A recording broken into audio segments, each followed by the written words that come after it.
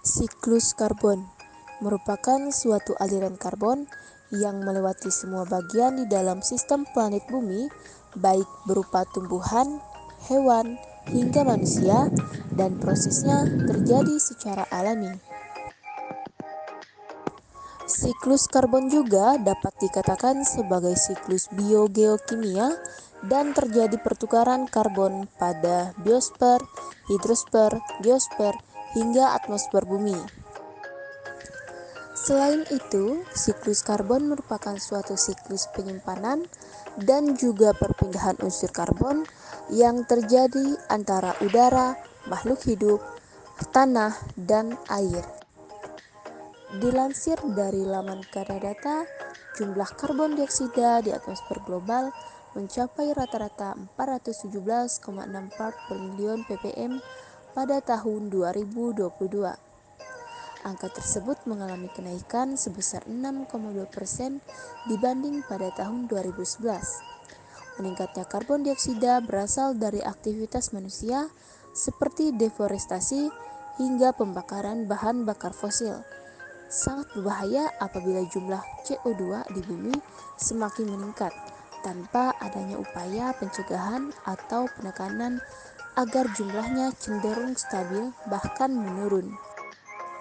Maka dari itu, daur karbon memiliki fungsi sebagai penyeimbang ketersediaan karbon yang ada di bumi dan mengembalikan karbon yang terjebak di atmosfer ke organisme makhluk hidup melalui proses fotosintesis guna menekan jumlah CO2 dan menghasilkan oksigen. Siklus karbon digolongkan menjadi dua jenis berdasarkan pada durasi prosesnya, di mana yang pertama ada siklus karbon jangka pendek dan yang kedua ada siklus karbon jangka panjang.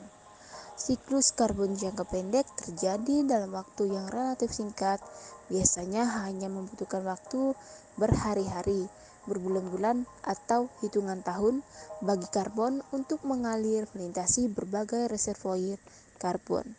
Misalnya, proses penyerapan karbon untuk fotosintesis. Siklus karbon jangka panjang dinyatakan panjang apabila siklus karbon membutuhkan waktu ribuan tahun dalam sekali proses. Misalnya, karbon dari fosil yang terpendam sejak zaman purba. Nah, daun karbon ini dimulai dari proses fotosintesis yang dilakukan oleh organisme autotrof seperti tumbuhan, alga, fitoplankton, dan juga bakteri. Organisme autotrof kemudian melakukan fotosintesis dengan sumber energi matahari dan mengubah karbon menjadi gula. Gula tersebut akan menjadi makanan bagi tumbuhan dan membangun seluruh tubuh organisme autotrof. Kemudian, karbon berpindah dari organisme autotrof ke organisme heterotrof melalui rantai makanan. Pada tahap ini, karbon digunakan untuk membangun jaringan tubuh dan mempertahankan fungsi fisiologis. Siklus karbon juga terjadi pada pernapasan makhluk hidup.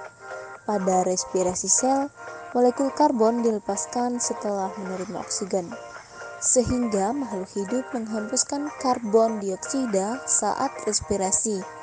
Bahkan saat ini, karbon yang berada di dalam tubuh kembali ke atmosfer. Selain itu, siklus karbon juga terjadi pada proses dekomposisi atau proses penguraian sisa-sisa makhluk hidup. Sisa-sisa makhluk hidup dapat berupa tubuh organisme mati, tumbuhan yang layu, juga kotoran makhluk hidup. Proses dekomposisi akan menguraikan sisa-sisa zat organik tersebut menjadi bentuk yang lebih sederhana, termasuk karbon. Karbon dari makhluk hidup dilepaskan ke tanah, juga udara. Ketika bahan bakar fosil dibakar, maka akan melepaskan gas karbon dioksida dan gas rumah kaca lainnya. Sebab semua energi fosil seperti minyak bumi, batu bara, dan juga gas alam terbentuk dari karbon. Sayangnya, Ada gas karbon dioksida dan gas rumah kaca dari hasil pembakaran bahan bakar fosil ini menyebabkan pemanasan global. Meskipun begitu, setiap karbon yang tersebar di udara dan tanah nantinya akan digunakan kembali oleh makhluk hidup dan kehidupan di bumi.